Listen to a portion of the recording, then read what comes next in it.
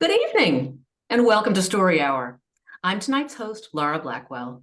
My co-host, the marvelous Daniel Marcus, started Story Hour dang on nigh 5 years ago now, at a time when we needed stories more than it seemed we had ever needed them before.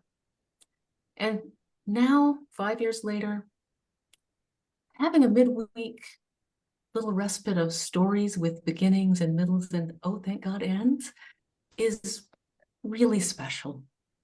Really, really giving us something to get through the week. And what stories we have, because every time we bring in two wonderful writers who read their own speculative fiction for us. And tonight's readers are two returning favorites. We have Laurence Raphael brothers, and we have Jean-Paul L. Garnier. So if you are joining us on the Zoom, feel free to chat away in the little chat room off to the side there, the little chat bar, I should call it. Facebook, same thing, just don't be mad if no one gets right back to you right away. We value your comments very much. And let's get started with some stories. Our first reader tonight is Laurence Raphael Brothers. And Laurence Raphael Brothers is a writer and a technologist. He has published over 50 short stories in such magazines as Nature, Galaxy's Edge, and New Haven Review. Laurence has also published a number of novellas and novels, including the psychedelic found family adventure, The World's Shattered Shell, and an ongoing noir urban fantasy series that begins with The Demons of Wall Street. In 2025, his books, warning, I'm about to try to speak French, Pâtissier et Étranger, and The Shadow Minister, will be published by Bridges Gate and Water Dragon Press, respectively. Check out his books and stories at lawrencebrothers.com. Laurence, welcome back. Thank you. It's a pleasure.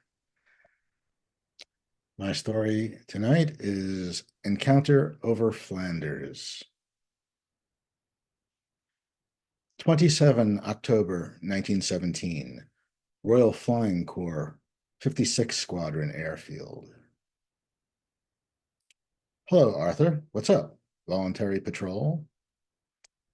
Lieutenant Yates was sprawled out on the turf in front of the hangar, looking up at the undercarriage of his SE-5A biplane.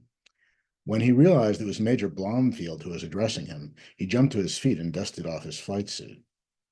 Yes, sir, Yates said, if you don't mind. Got a call from a friend in the observers. A Fokker triplane has been stalking our two-seaters around Wipers. He's too high up for the Camel escort to reach, but I've tuned the compression on my engine for high-altitude flight. I think I can get over top of him. The major nodded. Well, keep an eye out for glow balls. Sir? My turn for news, the major said. B-Flight spotted a glowing ball high up over Rosalara, returning from patrol. They were low on petrol, so they had to land without looking into it. Could be a new kind of balloon. I was going to ask your dawn patrol to investigate tomorrow. I'll keep an eye out then, sir. Good luck and good hunting. Carry on. Yes, sir. The roar of the engine, the freezing blast of the prop wash on his goggled face, the rush of speed, the vibration of the stick in his hands. I live only for this now, Yates thought. He knew very well the war was idiotic, a waste of money and blood, a meaningless slaughterhouse down below with equally pointless carnage in the air. Yates didn't expect to survive the war. He'd seen too many fool around him, masterful pilots and green rookies alike. It was a long, slow climb to 18,000 feet. The SE's engine began to labor as the air grew thin. A layer of scalloped clouds was just overhead here, perfect cruising ground for a lone hunter. When Yates broke through the clouds, the sky above was cerulean blue, shading toward azure in the east. As always, he felt the call of the heavens. a yearning desire never to return to the dull mechanical world below. The great ace, Georges Guinemer, had gone missing the month before, and Yates had heard it said the Frenchman had flown so high he'd forgotten the way back down again. If only it were possible, he thought. The air was bitterly cold, even through a silk scarf wrapped 3 times over his mouth and nose. Yates felt lightheaded due to the altitude, but he knew it would soon pass. He spotted the German hunter almost at once, a fleck a few miles to the east, visible against the white surface of the cloud layer below. Yates lined up with the sun, low on the western horizon, and then he turned his machine toward the enemy. After a minute's flight, he was much closer, only a mile away. The black Maltese cross was clear on the pale blue fuselage, along with the unmistakable triple wings of a Fokker DR-1. Tally-ho, old chap, he muttered, and nudged his throttle to fully open. The engine's roar ascended a major fifth, and the tachometer needle inched up to just below redline. He adjusted his fuel mixture and readied his guns. Yates had hoped the sun would mask his approach, but the enemy turned to meet him almost immediately. They came together head-on at 200 miles an hour in combined speed. Yates decided to hold off shooting until the German fired. 500 yards, long range, still nothing. Closing at 100 yards a second, 300, 200, point blank. They roared by one another without firing a shot, wingtips almost brushing. The silk scarf had slipped down from around the Fokker pilot's face, and though he was hunched behind his windscreen, the prop wash was forcing his mouth into a rictus. The instant the 2 planes crossed paths, Yates broke right as hard as he dared, knowing the German would be doing the same. This was it, a pure dogfight, the 2 pilots following almost the same course around the opposite points of a circle, each striving to pull around into the tailing position that would send the enemy spiraling down into oblivion. The Fokker was the more maneuverable machine down near sea level, but Yates' engine compression ratio should favor him at this altitude. It only took 2 turns around the tight circuit before Yates knew he was up against an enemy at least as skilled as he was himself.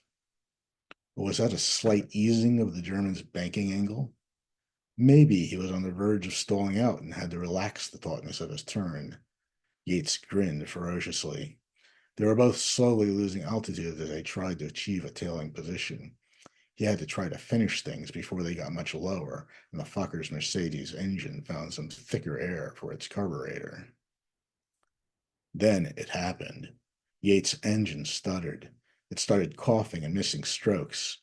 Airspeed was already dropping. He glanced at his instruments. What the hell? The needles were bouncing around on their gauges. He reached to tap the tachometer, which was reading 0 RPM despite the hammering roar of the engine. A fat blue spark leaped from the dashboard to his outstretched hand. Yates cursed and jerked it back. His hand and arm up to the elbow felt all pins and needles. A fault in the electrical system? Whatever it was, he was done for now. Even though his engine was still running, it wasn't putting out enough power to support a dogfight. Soon he'd have to level off to avoid tumbling out of the sky, and then the enemy would be behind him. Yates raised his eyes from his instruments, looking over his shoulder at the enemy, at where the enemy should be, but no one was there. For a frantic few seconds, Yates looked wildly around him. Then he spotted the Fokker spiraling downward in an out-of-control spin 500 feet below. Yates barked a laugh, though it cost him some pain in his throat from the raw, cold air he took in. The German had cut his turn too sharply and stalled out, or else he'd suffered some engine fault of his own. Now all Yates had to do was dive after him, and the hunter would be cold meat. Or perhaps he should just force him down? No, they were too far east over enemy lines. There'd be flak and infantry machine guns down there. He'd go for the kill. But before Yates could make a move, the world turned white. During the height of the Zeppelin panic the previous year, Yates had been recalled to England to defend against nighttime airship attacks. He'd flown through a searchlight beam a few times, and it had been something like this, but not as bright. Yates realized after a beat the light was coming from above, and he craned his head to see. Even a quick glance was enough to dazzle him, but there was a strange shape up there, a rounded conical object with a row of discs and a belt around the middle. Definitely not a balloon. The Major's glow ball. The Fokker's fate no longer seemed important. Maybe the German would pull out of his spin, and maybe he wouldn't. Yates leveled off and pulled gently back on the stick. He slowly gained 1,000 feet, during which time he pulled some distance away from the strange craft. His engine resumed its normal rhythm. The gauges on the instrument panel stabilized, and it looked like they were reading true again. All right, he thought, let's get over top of it. 19,500 feet, 20,000. Higher than Yates had ever tried to fly before. His engine was complaining again, this time because the air was too thin for it. He tried tweaking the mixture, and it didn't help. The engine was losing power in a big way now, and Yates had to level off again. His head was buzzing, and his heart beat fast in his chest. And there it was, a mile away, a glowing shape floating a few hundred feet beneath him. It took him a minute to close the distance. The whole time, Yates was rapt, fascinated by the glowing vehicle. This was no aeroplane or airship he'd ever heard of, not with a metal body, and not with no propeller or gas bag. Certainly not British or French. Could it possibly be German? But it had no markings at all, no insignia. Something out of H.G. Wells, perhaps. A visitor from another world. He almost laughed at his own folly, then shook his head. Could be. Approaching from above, his SE suffered no electrical or engine faults. As he drew closer, Yates got a better sense of the scale of the visitor, if that's what it was. It was well over 100 feet in diameter. Not big compared to a Zeppelin, but huge for anything heavier than air, especially as it appeared to be made out of solid metal. From this vantage, he could see a cone of light shining from the base of the thing.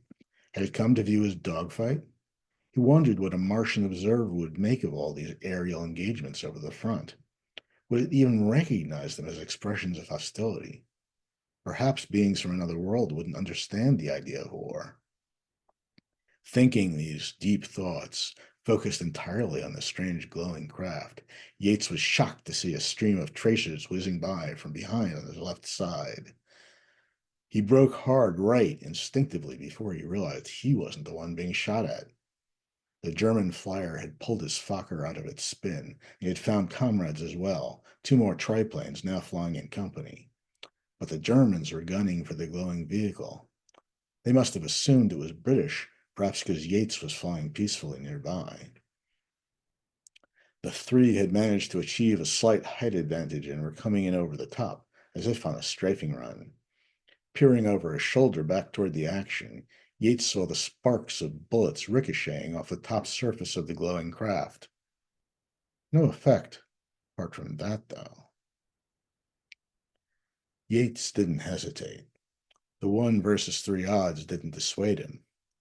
He had to continue all the way around the circle before he could engage the Germans. It seemed to take forever, but at last the combat swung back into view. The Fokker's first firing run had no effect, but they were returning for a second pass. This time, instead of flying over the top, they were coming straight in. Again, the long streams of tracers lashed out, and now the shots played against that band of discs around the middle of the craft. Several discs exploded in a brilliant flash of electrical fire. The Germans broke hard right to avoid running into their target, while black smoke trailed from the belt of the glowing craft. The cone of light beneath the vehicle flickered. Yates bit his lip. The visitor was vulnerable after all, and it wasn't fighting back. Non-combatant. And yet it was going to be a victim of this stupid, senseless war. He put his nose down a little and took his machine back into the fray. This time the Germans turned to meet him. Another head-on engagement. Yates opened fire at 500 yards, pressing down on both trigger buttons, directing his fire at the leader. No immediate effect. From ahead, he could see flickers of the Germans' guns. They were firing back. 400 yards, and the Vickers gun on the nose of Yates' machine jammed, but the Lewis gun over the wing was still firing. 300, he was conscious that several bullets had struck the steel radiator on the nose of his plane. Whether they'd punctured the engine block or just ricocheted off, he'd know soon enough. He tapped the control stick down a touch, then bobbed back up, hoping to throw off the German's aim. 100 yards, and the Lewis gun mounted over the wing was out of ammo. He'd fired for 5 seconds straight at the enemy with no effect whatsoever.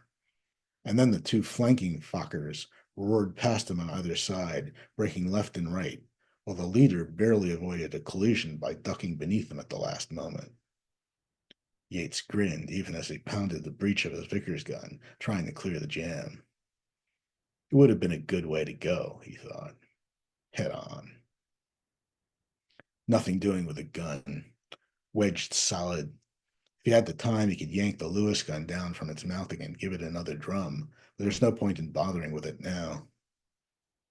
Then Yates relaxed.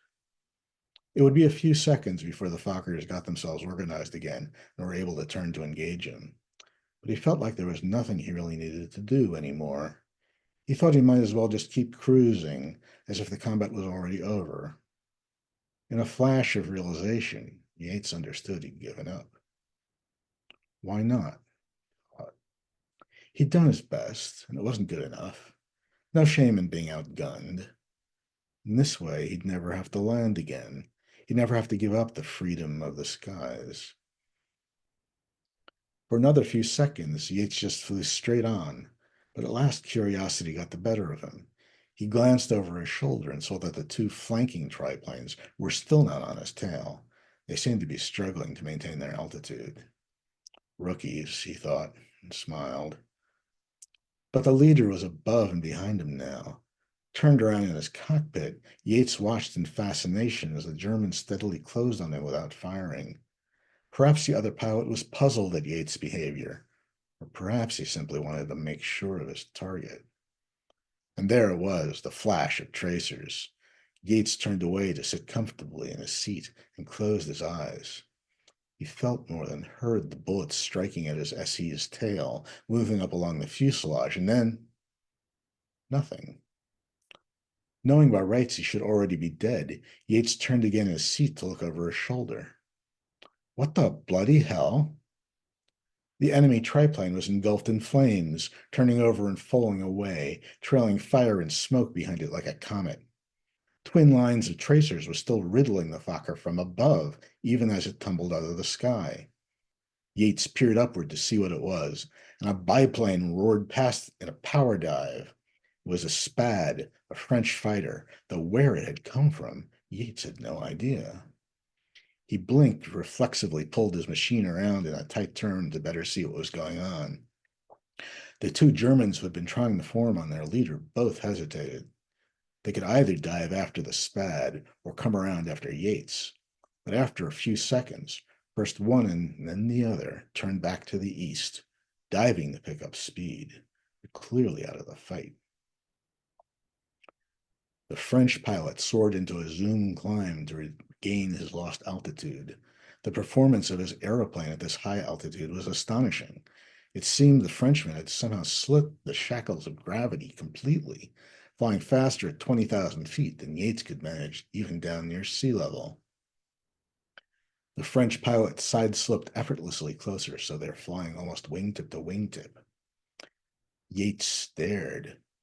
The stylized stork insignia on the Spad's fuselage was unmistakable. Everyone knew Les Cigognes, the elite French hunter group. Even more shocking were the words Vieux Charles painted below the cockpit. This could only be Guynemer, the French ace of aces who'd gone missing the previous month. The Frenchman waved at Yates, then gestured broadly in the cockpit. He extended his fist, thumb down, gesturing below. then inverted his hand, pointing above. At any other time, Yates might have found it hard to interpret, but here and now he understood. He could go back down, return to the ground, or he could follow the Frenchman higher. He looked up, following Guinemer's gesture. There was something very bright overhead, something larger by far than the visitor vehicle, which had stopped belching smoke and now just hung there a half-mile away. The whole area was illuminated in light from above, and the visitor began to rise upward, slowly at first, then faster until it was a mere speck vanishing into the sky. The Frenchman gave Yates a wave that looked like a beckoning gesture, and then he too began to ascend. It was only a minute before the Vieux Charles had risen so far up it was lost in the brilliance of the light. Yates pulled back on his stick. The SC responded to his guidance, despite the rarefied air. Something was drawing him upwards, far above any height that could possibly have been attained with an internal combustion engine. 25,000 feet, 30,000. Yates should have been unable to breathe, should have blacked out from anoxia, but he felt fine. He could see it clearly now, an enormous spherical craft so bright with light it was almost blinding.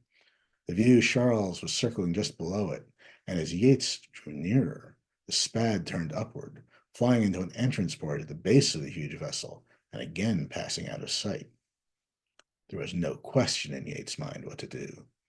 His heart felt free, lifelong bonds shattering and falling to earth.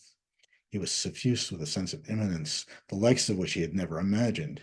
Even if this would be his last moment, even if the visitor would annihilate him utterly for his hubris, he knew this was his destiny now, and a profound joy overtook it. Yates turned the nose of his airplane upward into the light, and he never came down again.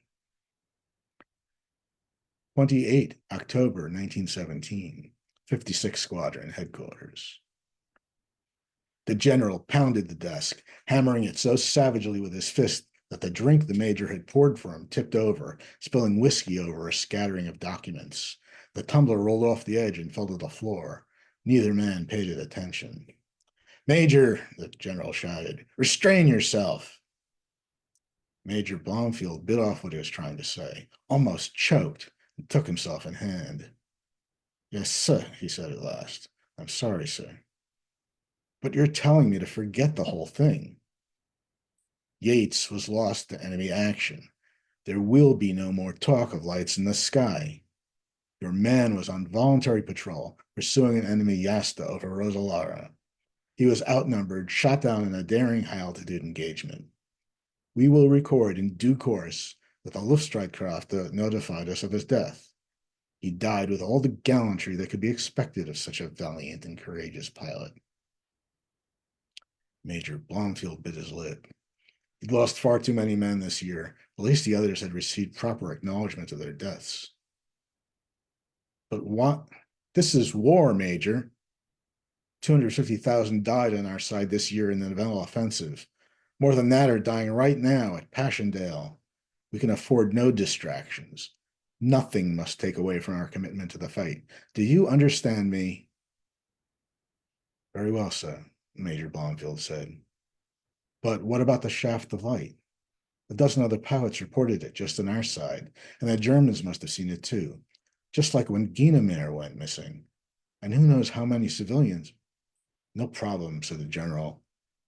We were testing a new illuminating star shell. We'll make sure to brag about it in the Times, and the Germans will read it too. Blomfield shook his head. The general let him take his time.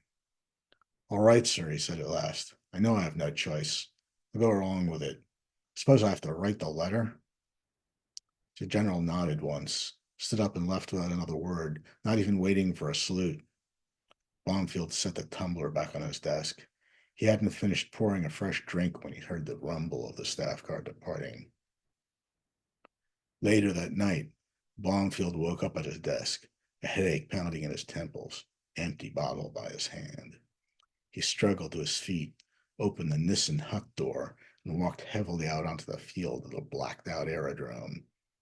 The night was chilly and quiet, and the sky was clear overhead. For a minute, The major stood there, gazing up at the stars. Then he shook his head and went back inside.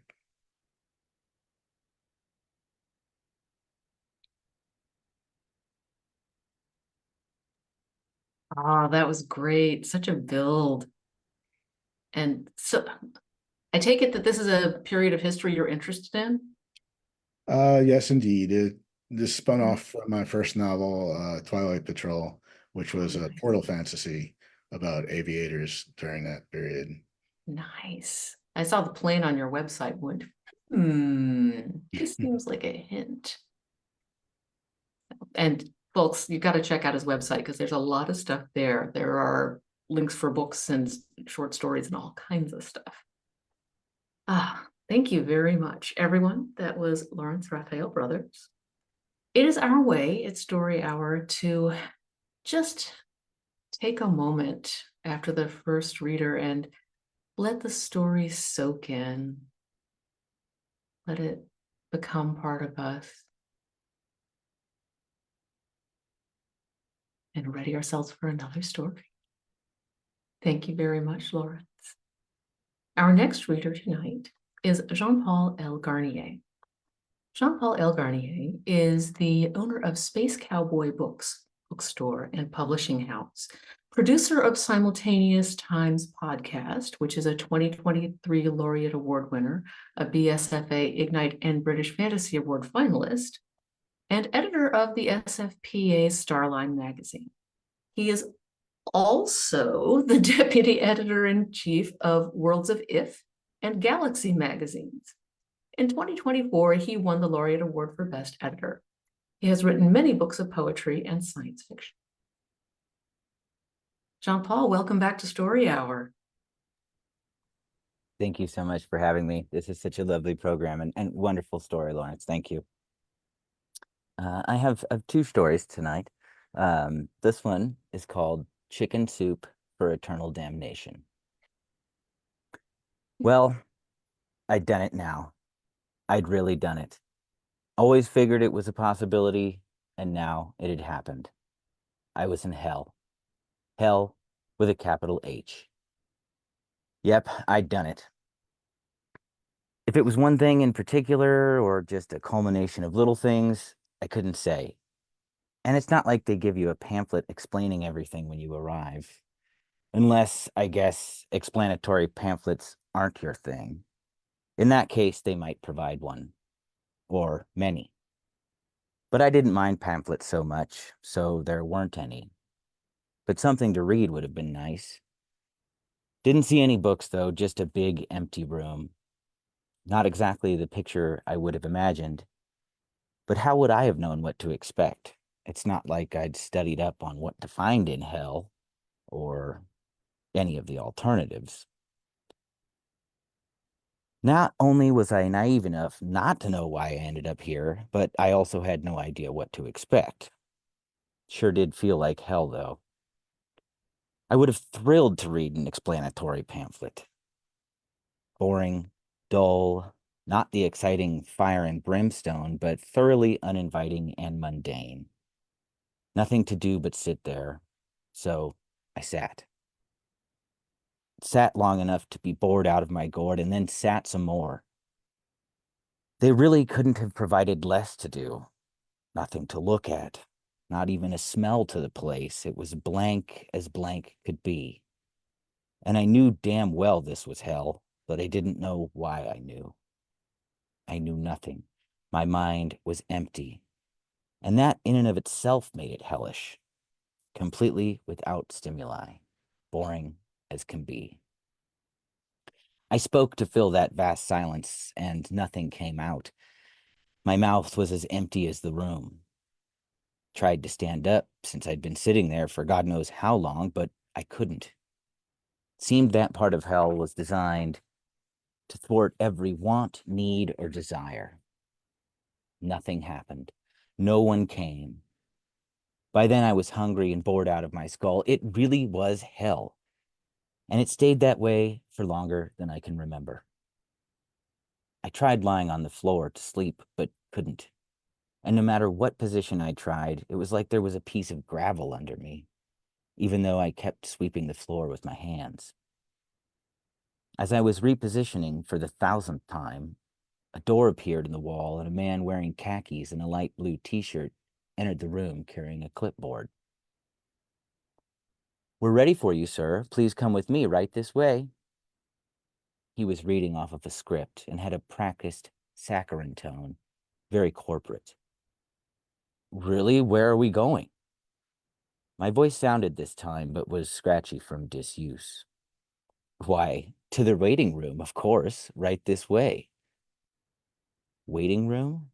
Then what the hell was this? What the hell indeed? My knees wobbled as I got up while the man gestured to the door. When I entered the room, he motioned to some chairs in the corner and exited the way he had come in. The door disappeared as soon as he was through it. The room looked much like the waiting room in a dentist office, but with no receptionist. It was virtually empty except for the chairs and a small table between them.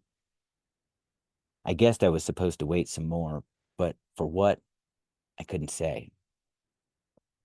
Under the table in a small wicker basket were 2 magazines, both identical back issues of Highlights magazine, yellowed with age, complete with a peeling sticker with some doctor's name, and a home address scratched out with a fading pencil. Wouldn't be my first choice, but it was finally something to read. Before coming to this place, I would and could read just about anything. My home was always filled with books, and I thought I'd get around to reading eventually. Even in the shower, I'd find myself reading the backs of shampoo and conditioner bottles, or a cereal box in the kitchen. I'd read anything that was put in front of me.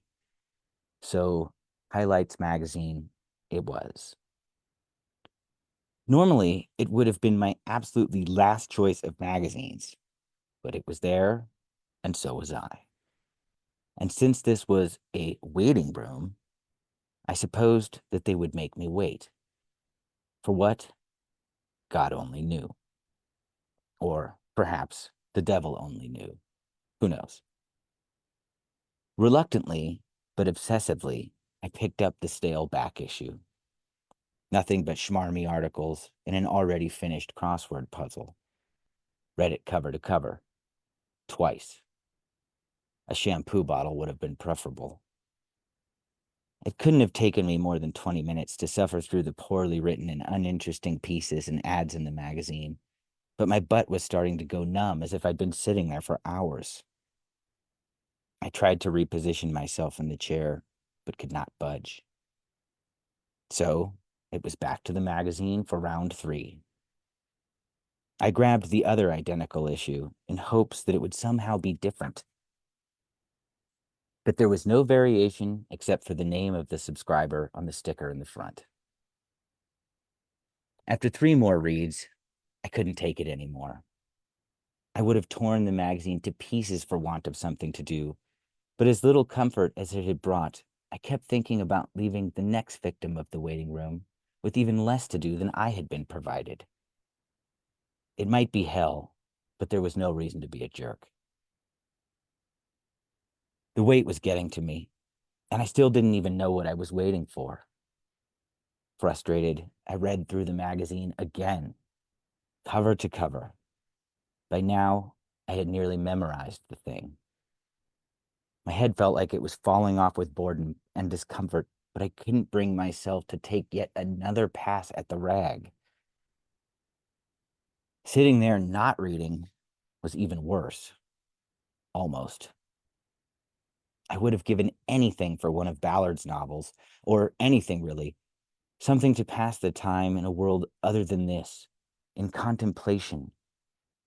Nothing but white walls to occupy me here, and the damnable ancient back issue of Highlights. There wasn't even bricks to count, just bare, smooth, white walls. They stretched time into even longer intervals, giving nothing, devoid of personality. A door materialized, and the guy in khakis entered again, big smile dripping with eager-to-please falsity. "Oh, good, you're still here." As if there had been an option to leave. I didn't answer with anything but a truly bored look. He continued, "Good, good, very good." I wasn't following him, but figured his words were designed to annoy. "Please follow me right this way. And please do bring the magazines if you like." Hard pass. Regardless of what waited on the other side of the door that hadn't been there a moment ago.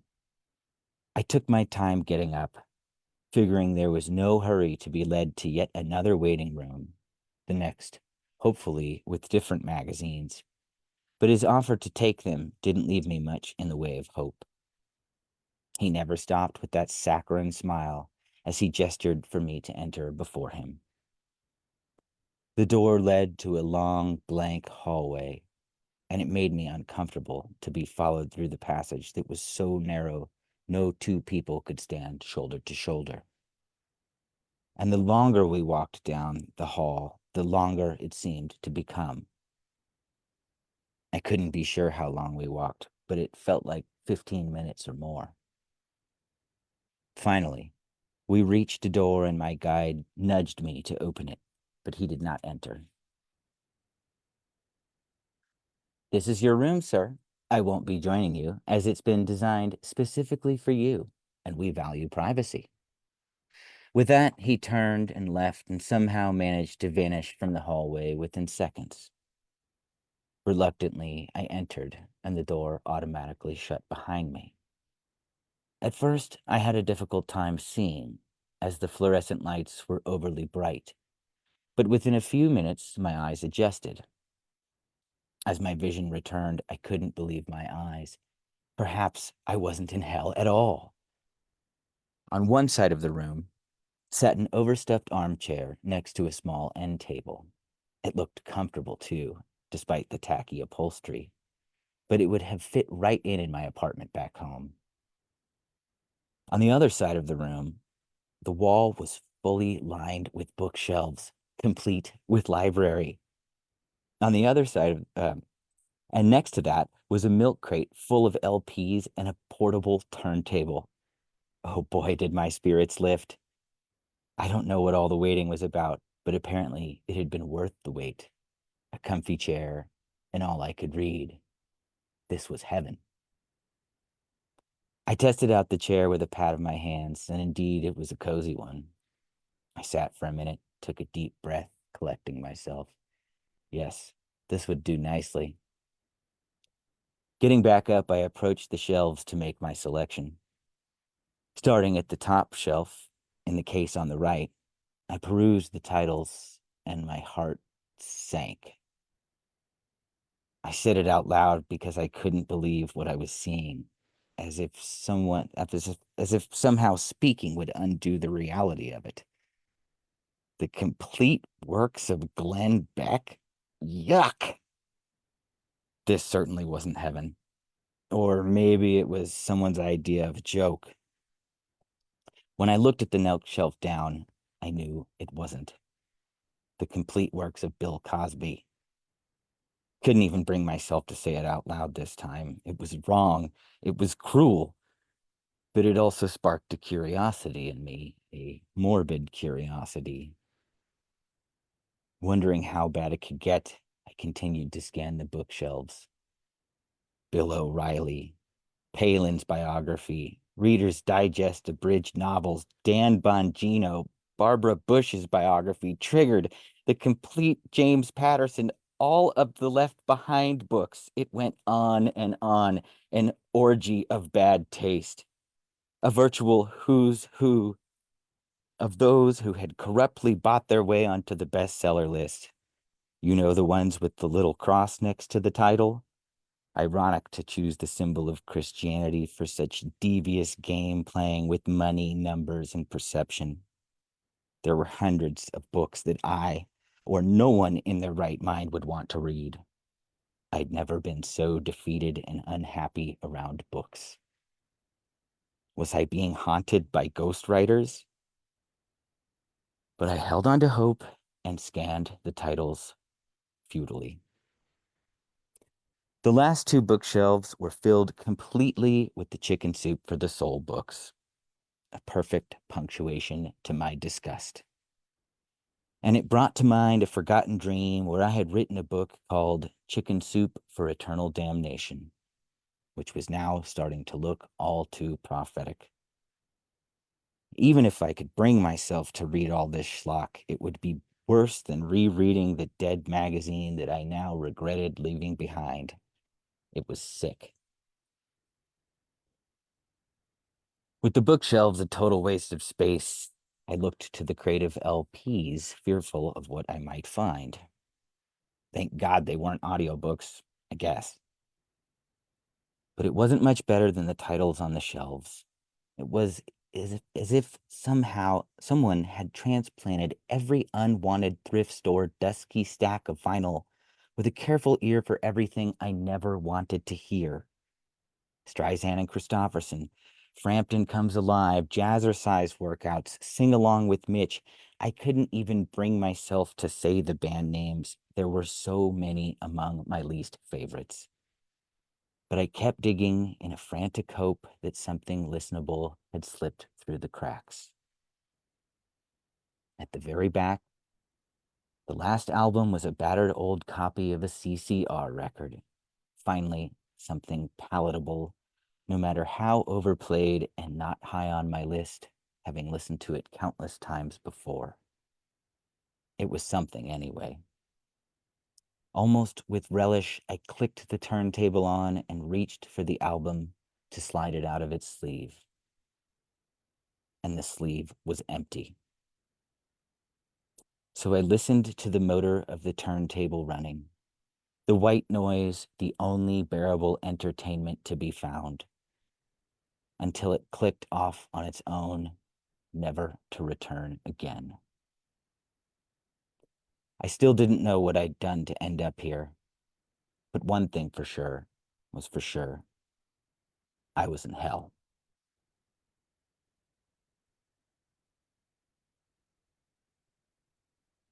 All right, here's another shorty. This one's called Overnight, and trigger warning on this one. It has a president in it. But don't worry, it has nothing to do with what's happening to us right now. This was written a long time ago. Overnight. Stretching his legs, Barry knocked over a towering pile of books. Stacked so high, it was a miracle it hadn't fallen on its own.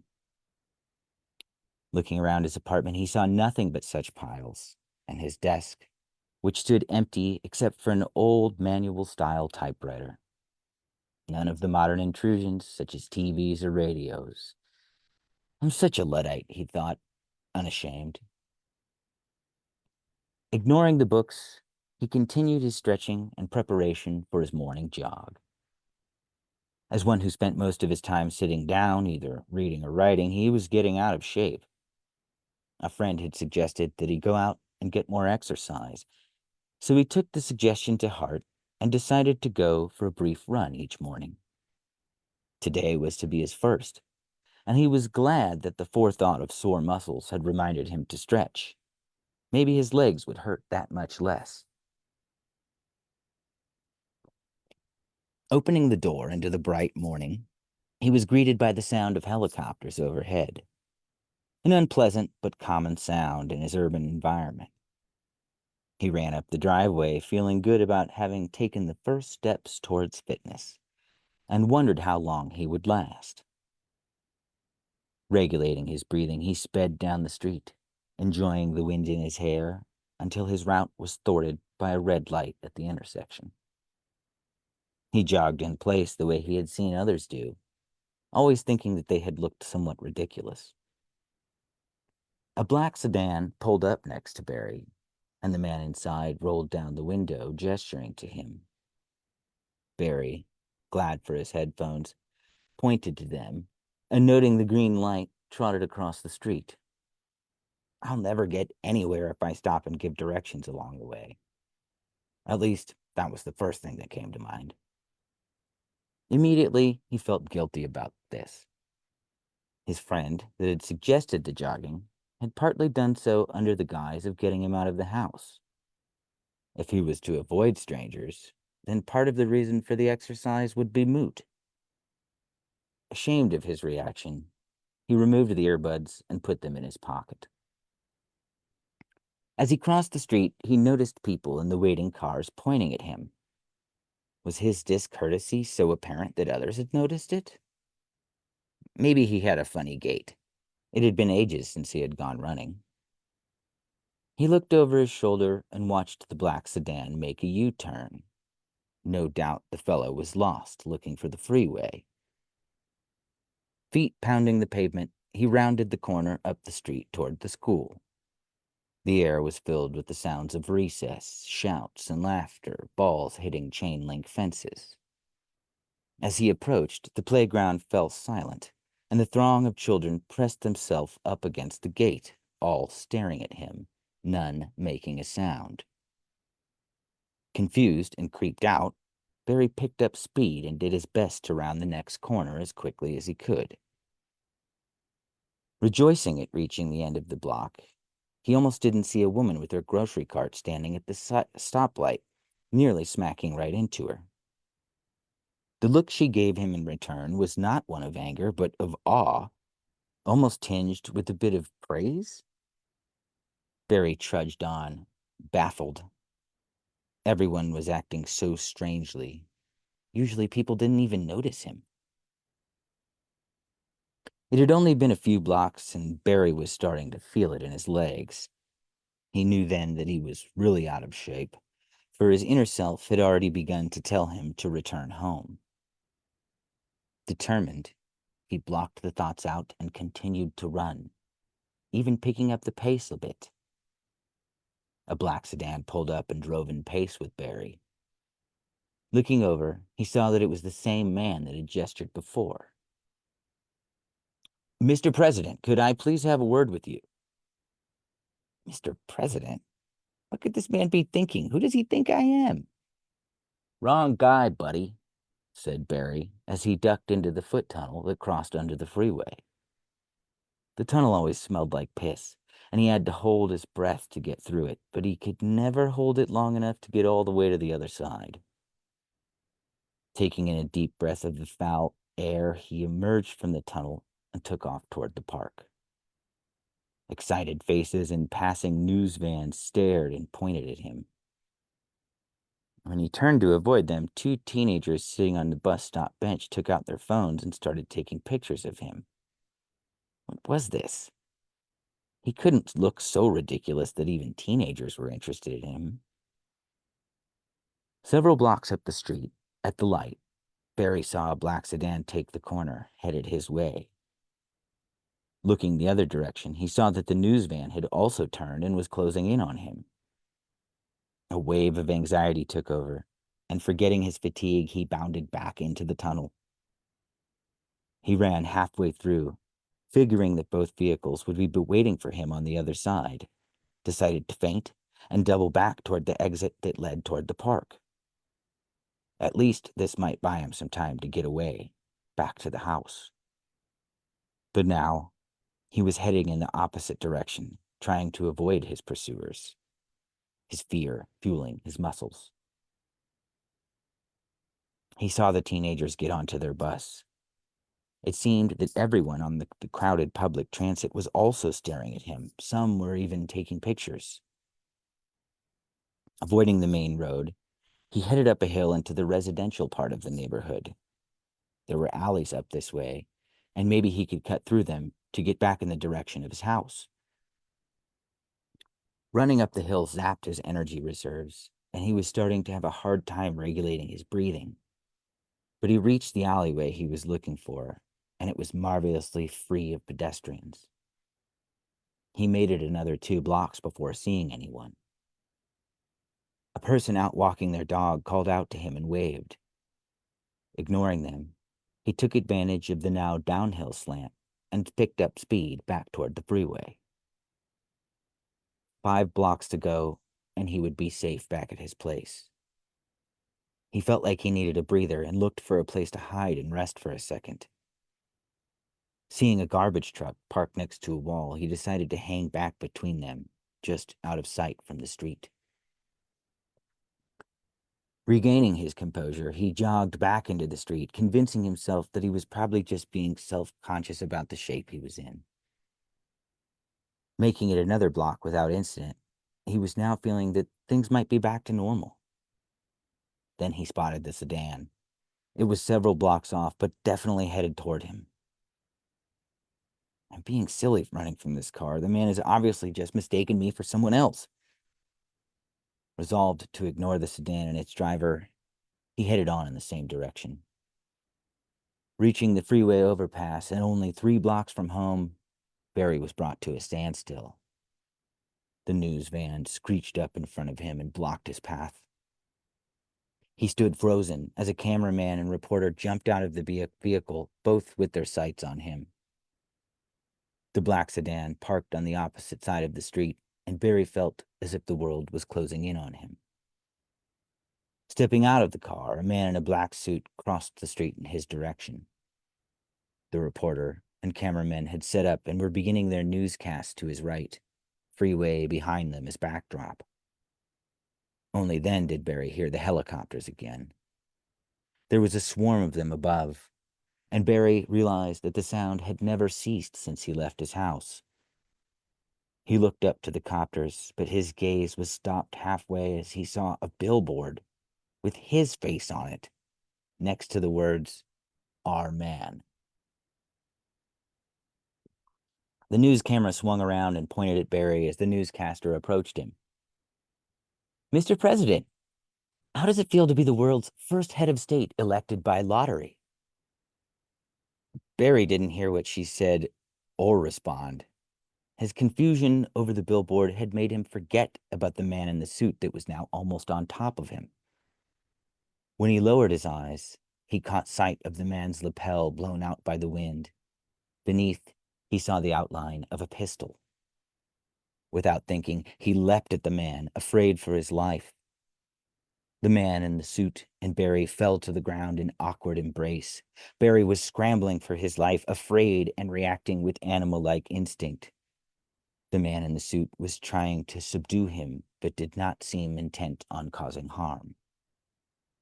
A gunshot rang out, and Barry rolled off the man and fell dead in the street.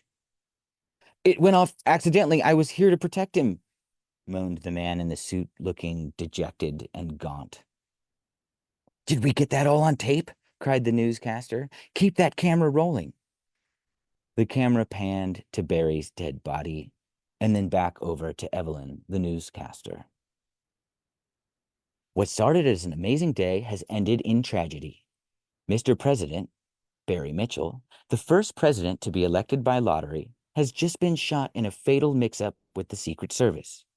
To date, this is the shortest presidential term in our history, and a bad start to the lottery system." The words were drowned out as sirens began to fill the air. Noting this, the cameraman panned upward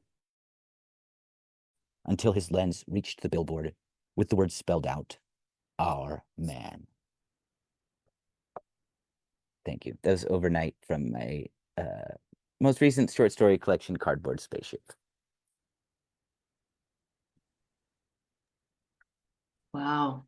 That's a bigger surprise than I think any of us have ever had when we wake up the morning after an election. That would be distressing. Oh gosh. I mean, you gotta wonder, like, how did he get nominated? Did he just like not read the EULA on his software or something? Not check the right opt-out? Right. I'm gonna read these things more carefully from now on. Well, he doesn't watch TV, so he missed all the hoopla. Oh, and you know, that may have actually made his final days happier. Interesting. Daniel, this was just what I needed tonight to be completely taken out of. Oh, word. I hear you. It's Absolutely. so great to have stories to really immerse ourselves in. Thank you so much, gentlemen. Really lovely work. Yes, thank you so much.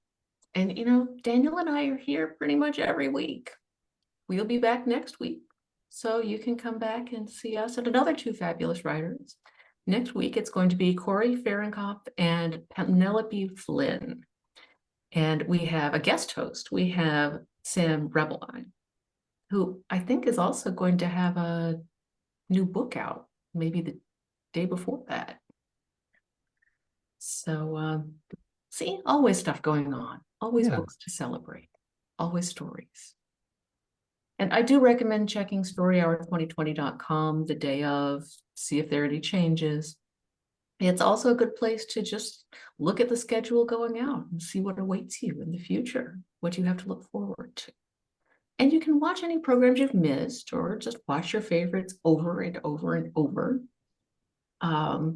through the recordings page there or on Facebook. Laurence Raphael Brothers, Jean-Paul L. Garnier, thank you so much for your stories tonight. Been a pleasure. Thank you so much for the chance to read. It is our pleasure. Please do come again. And thank you to Daniel Marcus, without whom this Zoom room would be a barren, empty place. And thank you, all of you who are here now, all of you who watch at some point in the future, because as long as we all get to enjoy these stories together, we're together in the same story hour. Good night.